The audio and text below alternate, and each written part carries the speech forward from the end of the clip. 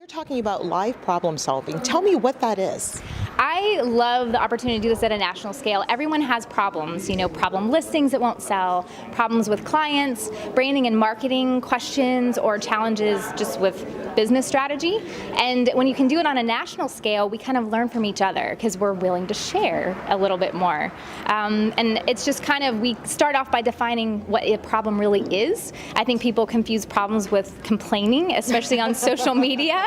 And we'll kind of define for people, a problem is technically a question or a matter involving doubt or uncertainty or difficulty. So understanding that, you can be a little more sympathetic to that. And then it's someone asking a question, so they want help.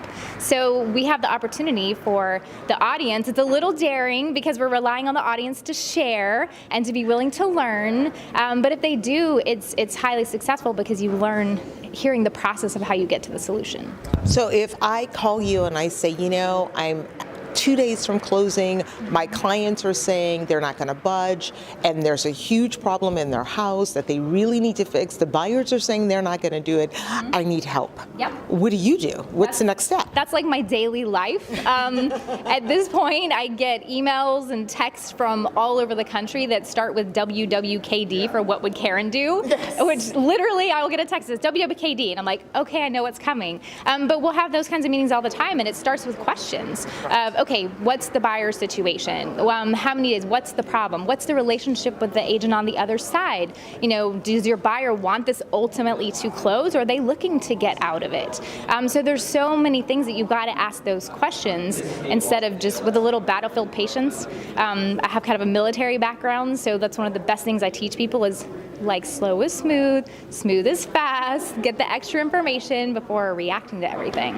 And do you find that the service that you provide is very helpful for realtors who sometimes feel like they're out there by themselves? Absolutely. I loved it because I got to speak at Inman, and it was about the value of a broker in this day and age, how it's evolved with the empowered real estate agent.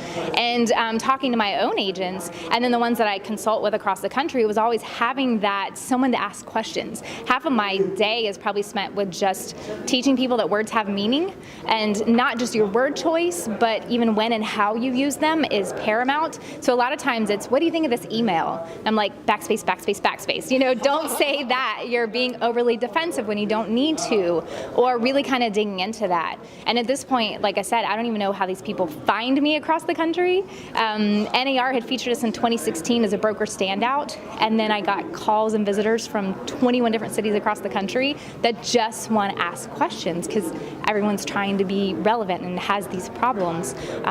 That was 2 years ago, and I still had a team visit me from Texas last Friday that just wants to ask questions. That's fantastic, though. Everyone has problems, so as long as people are willing to share them and willing to learn from each other, then I think we'll all take something away. Thank you very much.